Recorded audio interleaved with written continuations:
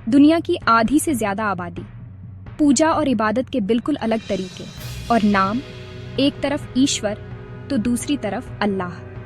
लेकिन क्या आपने कभी गहराई से सोचा है कि जिन सर्वोच्च शक्तियों के सामने अरबों लोग रोज सिर झुकाते हैं, क्या वो असल में एक ही हैं? या हिंदू धर्म और इस्लाम में भगवान का कॉन्सेप्ट एक दूसरे से बिल्कुल अलग है? आज हम मान्यताओं, धर्म ग्रंथों और दर्शन की गहराइयों में उतरकर इसी दिलचस्प सवाल का सच जानेंगे। तो चलिए, बिना किसी पूर्वाग्रह के सत्य की खोज शुरू करते हैं। सबसे पहले बात करते हैं इस्लाम की। इस्लाम का पूरा ढांचा सिर्फ एक मूल सिद्धांत पर टिका है, जिसे तौहीद कहते हैं। इसका सीधा सा अर्थ है एकेश्वरवाद। इस्लाम के अनुसार अल्लाह सिर्फ एक है, उसका कोई शरीक या साझीदार नहीं है। कुरान में स्पष्ट रूप से बताया गया है कि अल्लाह न तो किसी से पैदा हुआ है और न ही उसने किसी को जन्म दिया है। उसका कोई आकार नहीं है, कोई मूर्ति नहीं है। इस्लाम में ईश्वर पूरी तरह से निराकार, सर्वोच्च और पूरे ब्रह्मांड का इकलौता पालनहार है।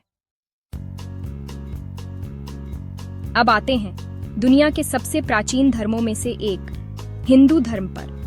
बाहर से देखने पर हिंदू धर्म में ब्रह्मा, विष्णु, शिव, दुर्गा और गणेश जैसे कई देवी देवताओं की पूजा होती है, इसलिए इसे अक्सर बहुदेववादी मान लिया जाता है। लेकिन असली सच्चाई इसके मूल ग्रंथों में छिपी है।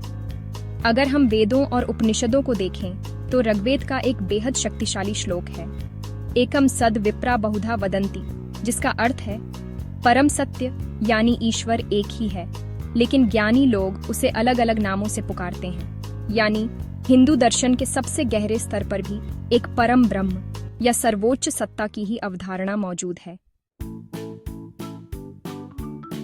तो अब सवाल आता है, क्या अल्लाह और परम ब्रह्म एक ही हैं?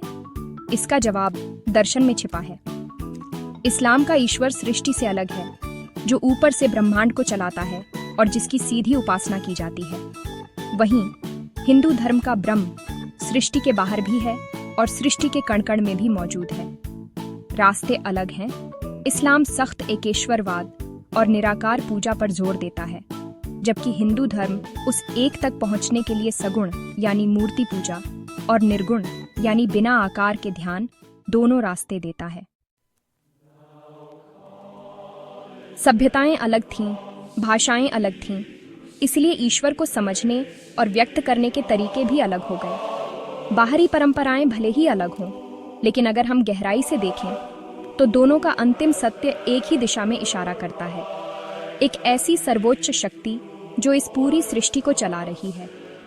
अंततः दोनों ही धर्म इंसान को नैतिकता, करुणा और एक बेहतर समाज बनाने की शिक्षा देते हैं, और शायद यही सबसे महत्वपूर्ण संदेश है।